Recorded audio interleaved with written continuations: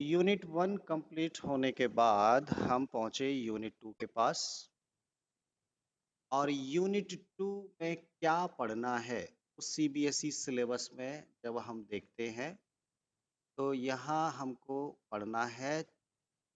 ये आपका term first है। ये यूनिट फर्स्ट था जिसके चारों चैप्टर मैंने आपको पढ़ाए, चैप्टर 1, 2, 3 एंड 4। अभी हम शुरू करेंगे यूनिट 2। और यूनिट 2 में हमको पढ़ना है चैप्टर 5 और चैप्टर 7। मतलब चैप्टर 6 इस साल के लिए पढ़ना है। ठीक है। अब पढ़ना क्या है, यूनिट 2 के अंदर क्या पढ़ना है वो यहाँ पे लिखा है। ये आपका यूनिट 2 शुरू हो जाएगा यहाँ से। Unit 2 structural organization in animals and plant. और इसमें केवल 2 चैप्टर पढ़ना है, चैप्टर 5 और चैप्टर 7। चैप्टर 5 का नाम क्या है? Morphology of flowering plant. Chapter 6 हमको पढ़ना नहीं है, वो एनाटॉमी से रिलेटेड था। और चैप्टर 7 हमारा सेल से रिलेटेड है, सॉरी टिश्यू से रिलेटेड है।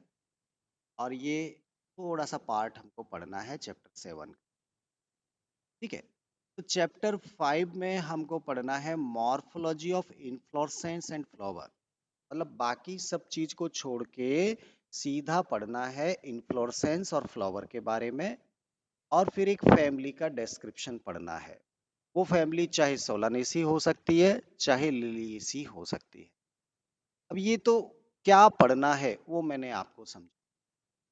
जब हम हमारी टेक्स्ट बुक को खोल के देखते हैं तो यहाँ यूनिट जो आपका शुरू हो रहा है, हमको सीधा पढ़ना है चैप्टर 5 में morphology of flowering plant.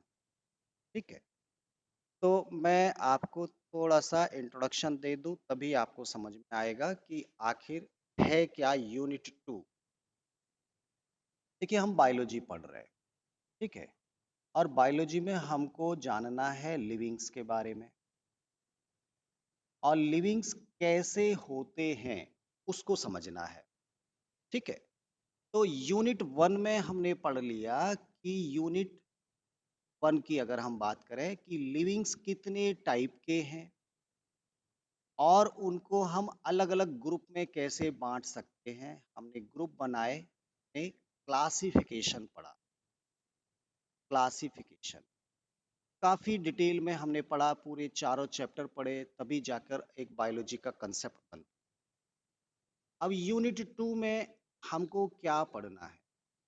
Unit 2 आपके बुक में बनाया गया कि ठीक है, एनिमल तो कई अलग अलग टाइप के हैं जिनको अलग अलग ग्रुप आपने बनाए, लेकिन एनिमल देखने में कैसे कैसे होते, बाहर से फिजिकल अपीयरेंस कैसा है लिविंग का, उनके कितने हाथ होते हैं, कितने पैर होते हैं, नाक कैसी होती है, कान कैसा होता है, ये हमको पढ़ना है।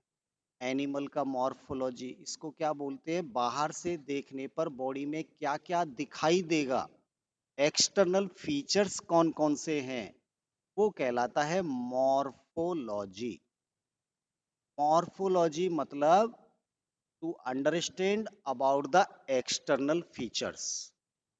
अब ये एक्सटर्नल फीचर हमको प्लांट में भी पढ़ना है और हमको एनिमल में भी पढ़ना है, तभी तो बायोलॉजी पूरा हो पाएगा।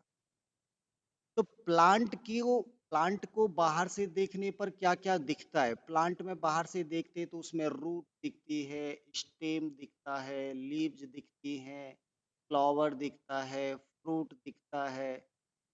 तो ये कैसे कैसे होते हैं, अलग अलग पौधों में ये कैसे कैसे होते हैं, इसका डिस्क्रिप्शन जो होगा वो मॉर्फोलॉजी ऑफ प्लांट कहलाएगा। मतलब प्लांट की एक्सटर्नल फीचर्स में क्या क्या शामिल है, कैसे कैसे होते हैं, पत्ती कितने तरह की होती है, रूट कितने तरह की होती हैं, स्टेम कैसा होता है, ये सब समझना कहलाता है प्लांट मॉर्फोलॉजी।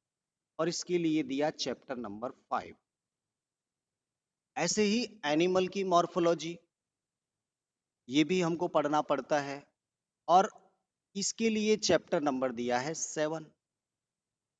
तो बीच में चैप्टर नंबर 6 कौन सा छूट गया? ये भी तो दिमाग में आना चाहिए, तभी तो हम बायोलॉजी पूरा पढ़ पाएंगे। तो मॉर्फोलॉजी तो किसी भी प्लांट या एनिमल को बाहर से देखने पर जो फीचर दिखते हैं वो मॉर्फोलॉजी होता है। और किसी भी एनिमल या प्लांट को, अगर हम एनिमल या प्लांट दोनों की बात कर रहे हैं, अगर अंदर से काट कर देखें, अगर अंदर से इंटरनल अगर काट कर उसके अंदर क्या क्या दिखेगा, इंटरनल स्ट्रक्चर अगर हम समझने की कोशिश करें, वो कहलाता है एनाटॉमी।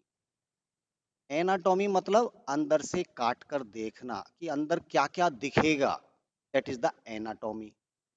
मॉर्फोलॉजी जो बाहर से देखने पर ही दिखाई दे जाए, कुछ काटना नहीं है, केवल बाहर से देखना, जैसे पत्ती कैसी होती है, रूट कैसी होती है, स्टेम कैसा होता है, फ्लावर कैसे होते हैं, तो ये मॉर्फोलॉजी।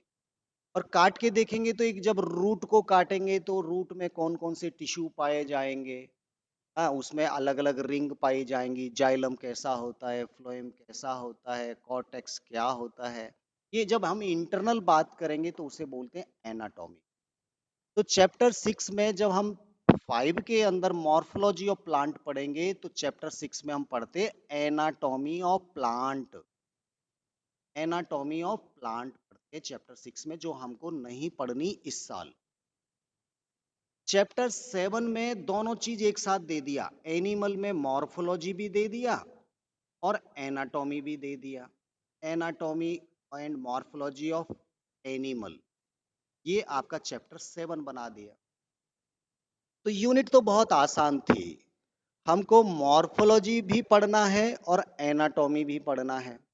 अब इस साल एनाटॉमी तो हटा ही दिया, अंदर से काट के कुछ देखना ही नहीं है, ना प्लांट को देखना है ना एनिमल को देखना है, हमें केवल बाहर से प्लांट को देखना है। तो ये आपके बाहर से प्लांट हो जाएंगे।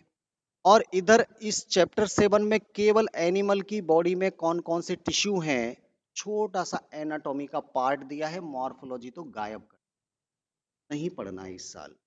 केवल एनिमल टिश्यूज का इंट्रोडक्शन, जो वाकई में आप क्लास 9th में भी पढ़ चुके हैं, वो ही आपको यहाँ पढ़ना है।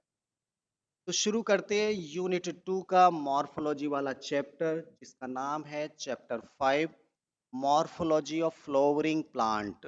अब प्लांट तो 5 अलग अलग टाइप में हमने बांटे थे, याद होगा तो प्लांट को हमने एल्गी, ब्रायोफाइटा, टेरिडोफाइटा, जिम्नोस्पर्म और एंजियोस्पर्म में बांटा था। हम अगर एंजियोस्पर्म प्लांट को समझ जाएं तो बाकी तो अपने आप समझ में आ जाएगा। तो हम जो कोई भी मॉर्फोलॉजी पढ़ेंगे या एनाटॉमी पढ़ेंगे तो हम एंजियोस्पर्म को पढ़ेंगे। एंजियोस्पर्म क्या होते हैं वाकई में, ये फ्लावरिंग प्लांट। एंजियोस्पर्म को ही फ्लावरिंग प्लांट बोलते हैं क्योंकि फ्लावर केवल इन्हीं पौधों में दिखाई देता है। तो चैप्टर 5 में जो मॉर्फोलॉजी पढ़ना है वो वाकई में किसका पढ़ना है, एंजियोस्पर्म प्लांट का मॉर्फोलॉजी पढ़ना है। तो एक प्लांट के अंदर क्या क्या होता है वो आप समझिए।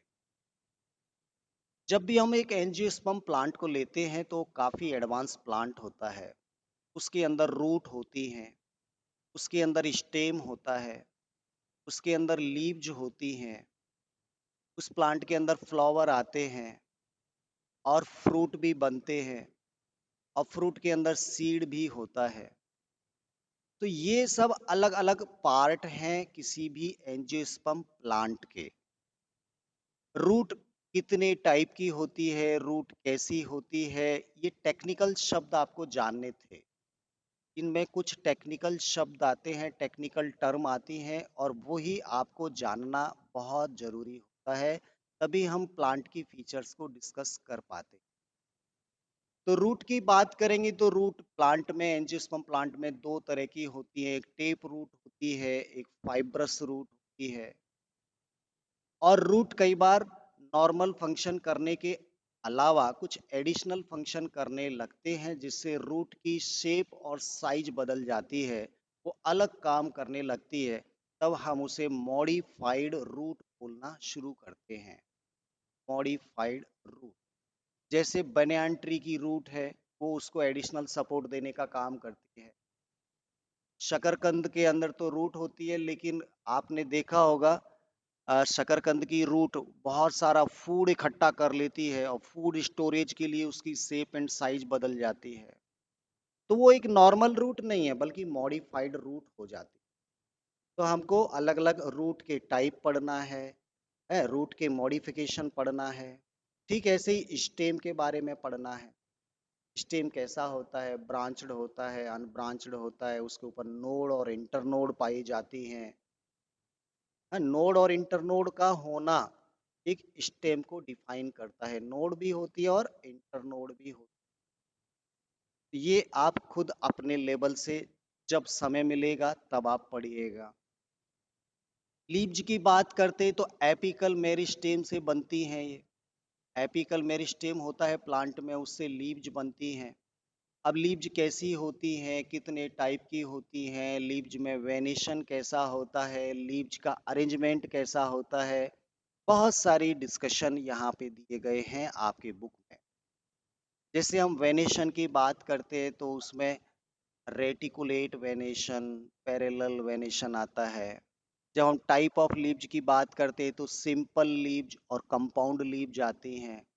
जब हम कंपाउंड लीव्स की बात करते हैं तो पिन्नेटली और पल्मेटली दो अलग-अलग टाइप की लीव्स होती हैं। तो आपको तो बहुत खुशी होगी कि ये सब आपको नहीं पढ़ना, ना तो स्टेम पढ़ना, ना रूट पढ़ना, ना लीव्स पढ़ना, लेकिन आने वाले टाइम में सब आपको पढ़ना पड़ेगा। अभी एज पर सिलेबस आपको पढ़ना है फ्लावर कि एंजियोस्पर्म प्लांट के फ्लावर कैसे होते हैं, और फ्लावर के बाद ना हम फ्रूट को पढ़ेंगे, ना हम सीड को पढ़ेंगे, और सीधा सीधा एक फैमिली को डिस्क्राइब करेंगे कि उसके पौधे आखिर देखने में कैसे होते हैं, क्या क्या होते हैं उस फैमिली में, जो अलग अलग टाइप के पौधे हैं वो कैसे हैं। तो हमें केवल एक फ्लावर पढ़ना है और एक फैमिली के बारे में पढ़ना है। एक फैमिली, आपके बुक में 3 फैमिली दी गई हैं। आपके बुक में 3 फैमिली का डिस्क्रिप्शन है। हमको 3 में से केवल एक फैमिली को समझना है और हमारा ये चैप्टर कंप्लीट हो जाएगा। आई थिंक आपको समझ में आया होगा कि अब करना क्या है। तो सबसे पहले बात करेंगे हम फ्लावर की और ये कहानी।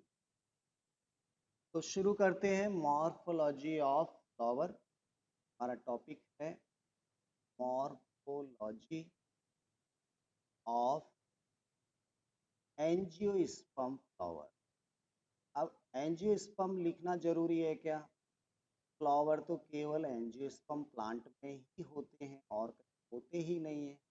तो आप एंजियोस्पर्म लिखो या ना लिखो कोई फर्क नहीं पड़ता, हमको तो फ्लावर की मॉर्फोलॉजी देखनी।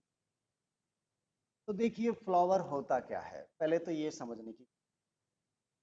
आपने जूनियर क्लास में पढ़ा होंगे प्लांट, और प्लांट टिश्यू में अगर ये कोई शूट है, शूट मतलब स्टेम, तो स्टेम के आगे टर्मिनल में क्या होती है, मेरिस्टेमेटिक सेल। वो सेल डिवीजन का काम कर, डिवाइड कर, और ये जैसे जैसे डिवीजन करती जाएंगी स्टेम आपका लंबा और बड़ा होता जाएगा, और आगे आगे वाली सेल मेरिस्टेमेटिक रहेंगी और पीछे वाली सेल परमानेंट सेल में चेंज चली। ऐसा आप, तो ये एपिकल टिश्यू होता है। एपिकल टिश्यू का काम क्या है? परमानेंट सेल बनाना। एपिकल आगे आगे बढ़ता जाएगा और पीछे से परमानेंट टिश्यू डेवलप। अब जब ये एपिकल मेरिस्टेम सेल जब डिवीजन करता है, मैं इसका दोबारा से एक फोटो आपको दिखाने की कोशिश करूं।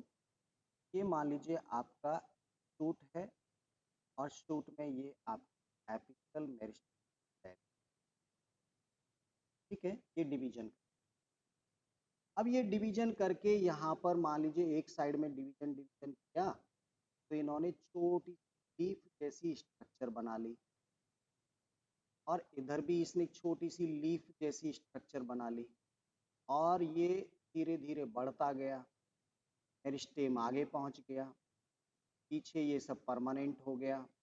यहाँ पर भी एक नई लीफ बना ली, यहाँ पर भी डिवीजन करके नई लीफ बना ली, और पेड़ डिवाइड करते करते बड़ा होता जा रहा है। फिर एपिकली यहाँ पहुँच गया, यहाँ पर लीफ बनाई, यहाँ पर लीफ बनाई। तो ये लीफ का जो डेवलपमेंट हो रहा है ये कौन कर रहा है? एपिकल मेरिस्टेम कर रहा है और इनसे लीफ बनती। अब देखिए, ये अगर आपका शूट वाला पार्ट है जिससे हम स्टेम बोलते हैं, पर यहाँ पर लीफ आई थी, यहाँ पर लीफ आई थी, यहाँ पर लीफ आई थी, तो ये जो पार्ट है, ये वाली जो जगह है जहाँ पर लीफ का डेवलपमेंट हुआ, यहाँ पर हुआ था, यहाँ पर हुआ था, ये जो पार्ट है ये आपका नोड क्या कहलाएगा? नोड। ये भी आपका नोड है। और दो नोड के बीच में ये जो रिमेनिंग पार्ट है, जो दो नोड के बीच में है, तो हम बोलते हैं इंटर। तो एक स्टेम की खासियत है कि स्टेम के ऊपर लीव्स लग, इसका मतलब लीव्स जहां से लगी उस जगह को हम नोड बोलते हैं। ये भी कंफर्म है। तो स्टेम में नोड और इंटरनोड पाए जाते हैं। ये स्टेम की बहुत बड़ी पहचान होती है। हम एक रूट को और स्टेम को इसीलिए अलग अलग छांट पाते हैं क्योंकि रूट के ऊपर नोड इंटरनोड नहीं होते, जबकि स्टेम के ऊपर नोड इंटरनोड पाए जाते हैं। ठीक है। अब ये लीफ बनाने की पावर रखता है नोड वाला पार्ट। अगर ये लीफ की जगह अगर ये फ्लावर बनाना शुरू कर दे, तो अभी ये जो मेरिस्टेम था और अगर इसने फूल बनाना शुरू कर दिया, फ्लावर बनाना शुरू कर दिया, तो फ्लावर बनाने वाले मेरिस्टेम को हम बोलेंगे, क्या बोलेंगे? इसको बोलेंगे फ्लावर मेरिस्टेम। ठीक है, इसको बोलेंगे हम flower meristem. Apical meristem now convert into flower meristem, and after cell division, this meristem will produce a new structure that is flower. यही फ्लावर बनाएगा। अब ये तो जो लीव्स बनी वो ग्रीन कलर की होंगी, और अगर ये मान लीजिए फ्लावर बनाएगा तो यहाँ कई अलग अलग लीफ लाइक स्ट्रक्चर बना देगा और वो ग्रीन कलर की ना होकर कोई और कलर की हो जाएंगी और फाइनली एक फ्लावर यहाँ पर बन जाएगा।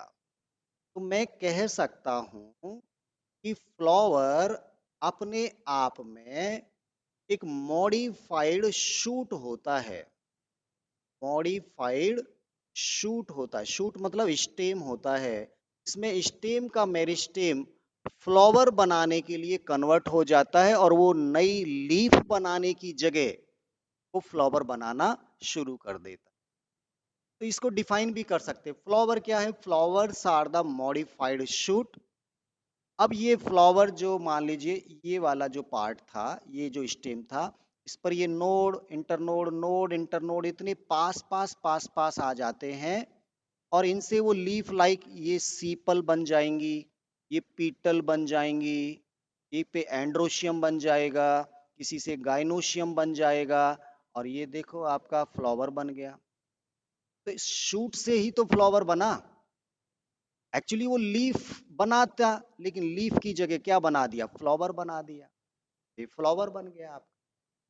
तो फ्लावर अपने आप में एक मॉडिफाइड शूट होता है। अब फ्लावर स्टेम के ऊपर कहाँ लगे हैं?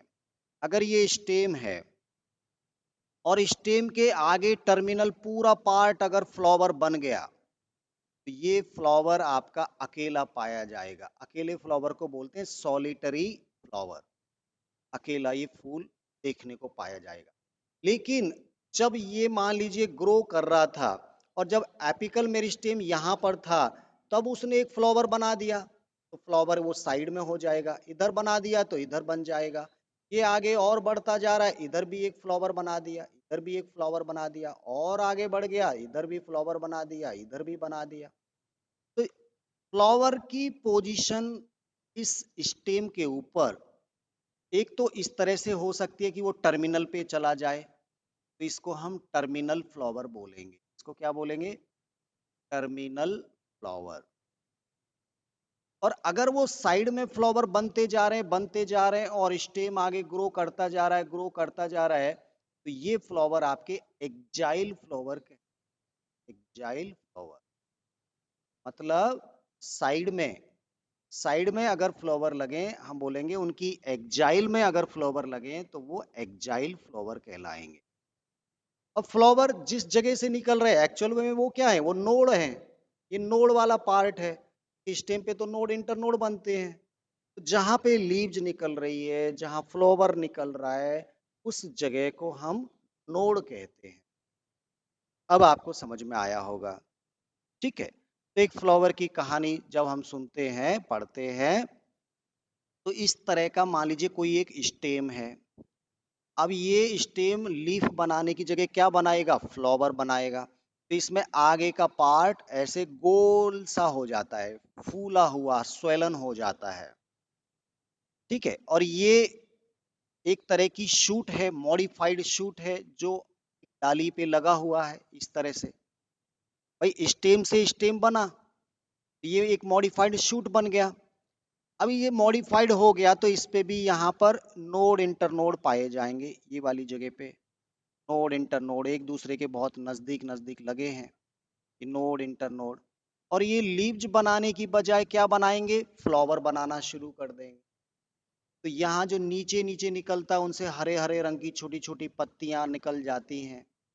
हाँ, ये एक दो तीन चार कितनी हो सकती है ऐसे।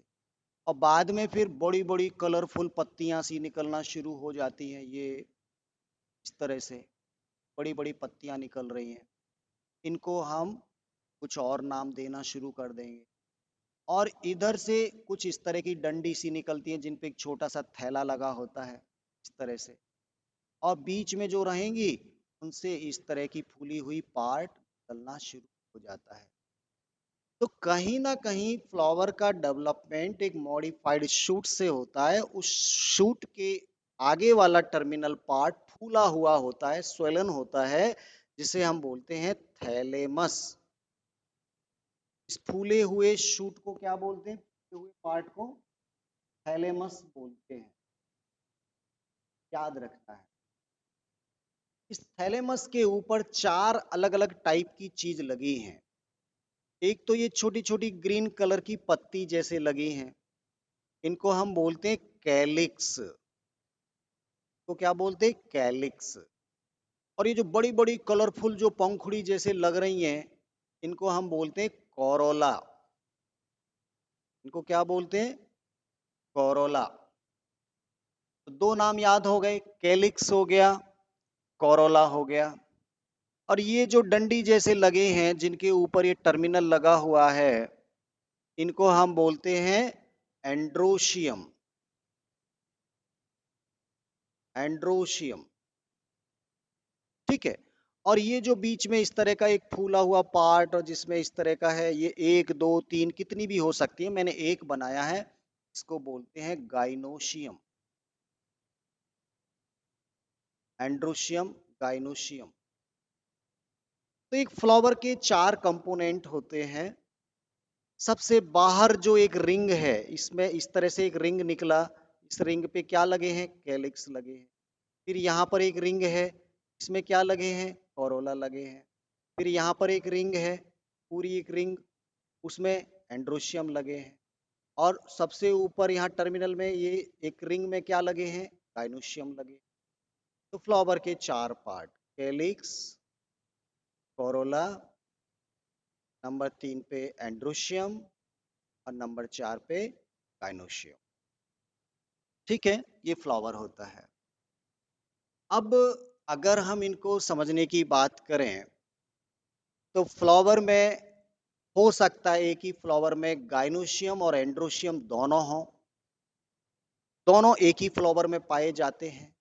तो ऐसे फ्लावर को हम बाईसेक्सुअल फ्लावर कहेंगे।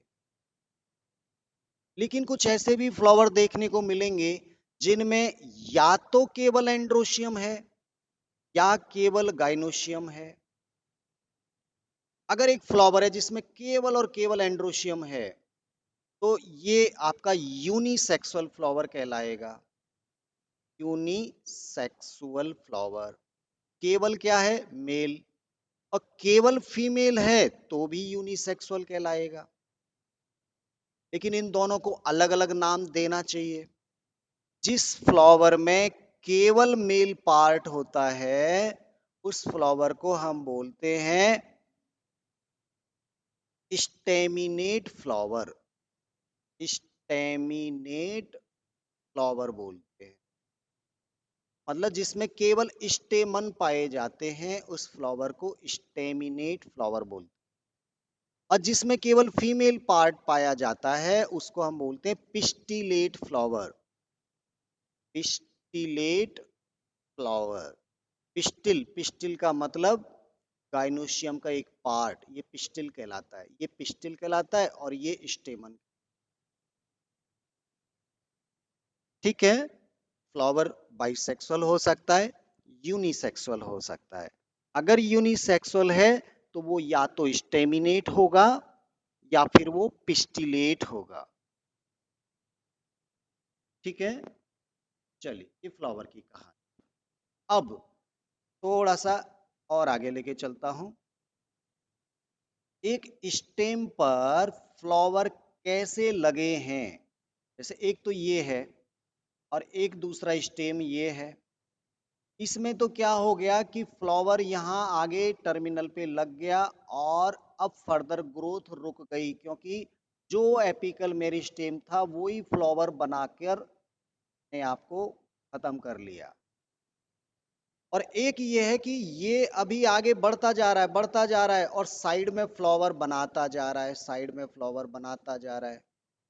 ये कहानी है। तो दो टाइप का अरेंजमेंट हो सकता है फ्लावर का स्टेम के ऊपर। मैं बोलूंगा arrangement of flower, arrangement of flower on the stem. Stem के ऊपर फ्लावर का कैसा अरेंजमेंट है, इसी को हम बोलते हैं इनफ्लोरेसेंस। इसी को क्या बोलते हैं? Inflorescence. Inflorescence is the arrangement of flower on the stem या एक्सिस। अब ये दोनों ही दो टाइप के अरेंजमेंट हो सकते हैं, या तो एक टर्मिनल बन जाएगा, बाद में फिर यहाँ पर जो आपका मेरिस्टेम है वो फिर और एक फ्लावर बनाएगा, फिर इधर एक फ्लावर बनाएगा, फिर इधर वाला ये सोचेगा चलो हम भी फ्लावर बना लेते हैं, ये सोचेगा हम भी फ्लावर बना लेते हैं। सबसे पहले फ्लावर किसने बनाया? सबसे आगे वाले टिश्यू ने। और इधर क्या हो रहा है? साइड में फ्लावर बनते जा रहे, बनते जा रहे, ऊपर आगे बढ़ता जा रहा है और फिर छोटे छोटे फ्लावर यहाँ पे आते जाएंगे, बनते जाएंगे, बनते जाएंगे, इस तरह से आगे बढ़ता जाएगा, बढ़ता जाएगा। तो दोनों में एक अंतर दिख रहा है। एक तो ये अंतर दिख रहा है कि इसमें फर्दर ग्रोथ इस स्टेम की रुक जाएगी। जो फर्दर ग्रोथ है स्टेम की वो क्या हो जाएगी? स्टॉप हो जाएगी। और इसमें स्टेम की फर्दर ग्रोथ कंटिन्यूअस रहेगी, चलती रहेगी, चलती रहेगी, चलती रहेगी। एक तो ये अंतर है, ये बहुत बड़ा अंतर है। और दूसरा अंतर क्या है कि इसमें जो सबसे बड़ा फ्लावर है वो सबसे आगे रहेगा, उसके नीचे छोटा फ्लावर, उसके नीचे और छोटा फ्लावर, उसके नीचे और छोटा फ्लावर, मतलब फ्लावर बनने की डायरेक्शन ऐसी हो गई। सबसे बड़े साइज का जो फ्लावर मिलेगा वो सबसे आगे मिलेगा। और इसमें क्या हो रहा है? जो सबसे पहले बना वो फ्लावर सबसे बड़ा, उसके बाद जो बाद में बना वो फ्लावर उससे छोटा, और फ्लावर जो बना वो उससे छोटा, और फ्लावर बना वो उससे छोटा। मतलब ये बड़े से छोटा ऐसे है और ये इसमें बड़े से छोटा ऐसे है। ये भी अंतर है। तो इनको अलग अलग टाइप का इन्फ्लोरेसेंस कहा गया। इन्फ्लोरेसेंस दो तरह का हो गया, टू टाइप का हो। देखो अब इसमें कहीं ना कहीं ये आगे बढ़ता जा रहा है, बढ़ता जा रहा है, बढ़ता जा रहा है, मतलब रेस अभी चल रही है, रेस अभी कंटिन्यूअस है, दौड़ हो रही है, स्टेम लगातार बढ़ रहा है, आगे बढ़ता जा रहा है, बढ़ता जा रहा है। इसीलिए इस टाइप के फ्लावर अरेंजमेंट को हम बोलते हैं रेसीमोज अरेंजमेंट। क्या बोलते हैं? रेसीमोज थोड़ा समझने के लिए मैंने आपको बता दिया। रेसिमोज टाइप का इन्फ्लोरेसेंस क्या है, इसमें मेन स्टेम लगातार बढ़ता रहेगा और साइड में छोटे छोटे फूल बनते चले जाएंगे, ये रेसिमोज कहलाएगा।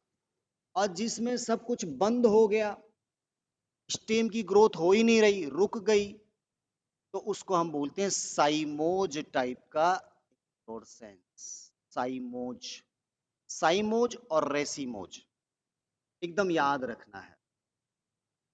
अब देखो तो एक दूसरा पॉइंट और समझा देता हूं। रेसिमोज इन्फ्लोरेसेंस में छोटे फूल किधर हैं, आगे की तरफ है कि बेस की तरफ है? बेस मतलब जमीन, पेड़ तो ऐसे लगा है, ये मान लीजिए ऐसे लगा है, तो नीचे की साइड में बेस होता है, और ये आगे वाला पार्ट है। मैंने हिंदी में ही लिख दिया आगे, ताकि आपको याद रहेगा। तो आगे अगर छोटे फूल लगे हैं, मैं केवल स्मॉल साइज फ्लावर की बात कर रहा हूं, स्मॉल साइज के फ्लावर अगर आगे लगे हैं, तो ये जो अरेंजमेंट है फ्लावर का, ये एक्रोपीटल कहलाता है। एक्रोपीटल अरेंजमेंट, एक्रोपीटल जिसमें छोटे फूल किधर हैं, आगे की तरफ हैं। और साइमोज में अगर हम देखें तो छोटे फूल किधर हैं, वो बेस की तरफ हैं, इधर जमीन की तरफ हैं, बेस की तरफ हैं। इसलिए ऐसे अरेंजमेंट को हम बोलते हैं बेसी पीटल, बेसी पीटल अरेंजमेंट। भूलना नहीं है, कंफ्यूज भी नहीं होना। साइमोज इन्फ्लोरेसेंस में बेसी पीटल टाइप से फ्लावर पाए जाते हैं, जबकि रेसिमोज में एक्रोपीटल टाइप से फ्लावर पाए जाते हैं। तो ये दो टाइप का इन्फ्लोरेसेंस होता है। मैंने आपको फ्लावर की स्ट्रक्चर भी बताई और फ्लावर का इन्फ्लोरेसेंस भी बता दिया, टाइप ऑफ फ्लावर और फ्लावर का अरेंजमेंट। अब आगे की कहानी थोड़ा अगली क्लास में करें।